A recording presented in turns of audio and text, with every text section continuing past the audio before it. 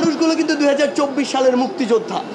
আজকে আমরা যেমন 2024 সালে দাঁড়িয়ে 1971 সালের মুক্তিযোদ্ধাদেরকে শ্রদ্ধা করি, সম্মান করি, বাংলাদেশের এই দ্বিতীয় মুক্তিযুদ্ধে এই যে মানুষগুলো রয়েছে তাদের প্রতি আপনাদের ওই শ্রদ্ধা, ওই দায়বদ্ধতাটুকু রয়েছে এবং সেটি আমাদের পালন করতে হবে। এই অন্তর্বর্তীকালীন সরকারের সবচেয়ে বড় দায়িত্ব এবং নৈতিক দায়িত্ব এটি হবে যে আমাদের যে ভাই বোনরা আসলে শহীদ হয়েছেন এবং আমাদের যে ভাই বোনরা আসলে হসপিটালে রয়েছেন এবং তাদের এই আহত হওয়ার পরিমাণটি এতই বেশি যে তাদের আসলে স্বাভাবিক জীবনে ফিরে যাওয়া খুবই কষ্টকর। সেই জায়গা থেকে রাষ্ট্রের কিংবা অন্তর্বর্তীকালীন সরকারের উপর সবচেয়ে বড় যে দায়টি বর্তায় যে বাংলাদেশের প্রত্যেকটি প্রান্তের যারা এই সাফারিংসটির সাথে সম্পর্কিত তাদের একটি ক্লিয়ার লিস্ট করা। এই লিস্ট যেন কোনো দল দেখে না হয়, কোনো বয়স দেখে না হয়, কোনো ধর্ম দেখে না হয়, কোনো জেলা দেখে না হয়, কোনো এলাকা দেখে না হয়। এই লিস্ট হবে পুরো বাংলাদেশের জন্য এবং সেখানে সর্বশেষ তাদের আসলে আপডেট নিতে হবে। কিছু অসুস্থতা রয়েছে যেগুলো 1 মাসের মধ্যে, 2 মাস বা 3 মাসের মধ্যে রিভিল হবে বা রিভাইভ হবে কিছু অসুস্থতা, কিন্তু কিছুগুলো রয়েছে তাকে সারা জীবন বয়ে বেড়াতে হবে। সেই জায়গায় ওই লিস্টটি পর্যালোচনা করে এই মানুষগুলো কিন্তু 2024 সালের মুক্তিযোদ্ধা। আজকে আমরা যেমন 2024 সালে দাঁড়িয়ে 1971 সালের মুক্তিযোদ্ধাদেরকে শ্রদ্ধা করি, সম্মান করি, বাংলাদেশের এই দ্বিতীয় মুক্তিযুদ্ধে এই যে মানুষগুলো রয়েছে তাদের প্রতি আপনাদের ওই শ্রদ্ধা, ওই দায়বদ্ধতাটুকু রয়েছে এবং সেটি আমাদের পালন করতে হবে। সেই জায়গা থেকে আমরা অতি দ্রুত সময়ের মধ্যে, হতে পারে 1 সপ্তাহের মধ্যে, পুরো বাংলাদেশের অন্তত আমাদের শহীদ ভাইদের এবং যারা একদম গুরুতর আহত অবস্থায় রয়েছে তাদের ইনফরমেশনগুলো প্রত্যেকটা হসপিটালে রয়েছে আসলে সেগুলো নিয়ে সেটি প্রকাশ করা।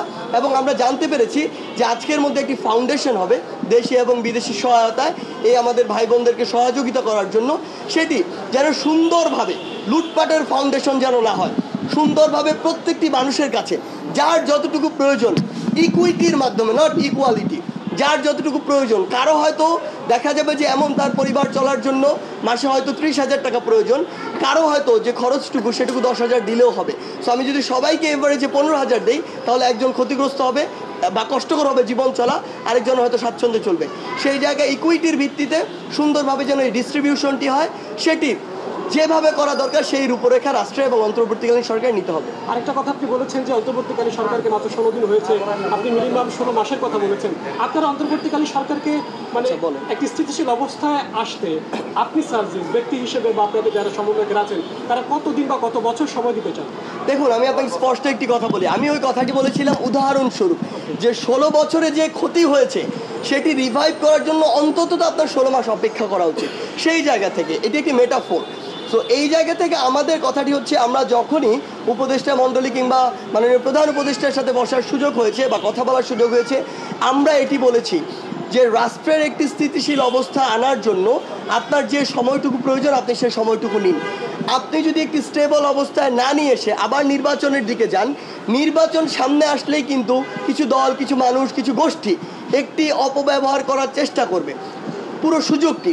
সেই জায়গা থেকে আপনি যখন মনে করবেন আসলে যে আপনি জনগণের দ্বারা নির্বাচনের মাধ্যমে জনগণের প্রতিনিধি নির্বাচিত করে সংসদে নতুন একটি সরকার আনতে পারবেন, ওই মুহূর্তে আপনি একটি নতুন করে আপনার এই অন্তর্বর্তীকালীন সরকার মেয়াদ শেষ করে নতুন করে নির্বাচনের দিকে যাবেন। সো এটি আসলে ডিপেন্ড করে।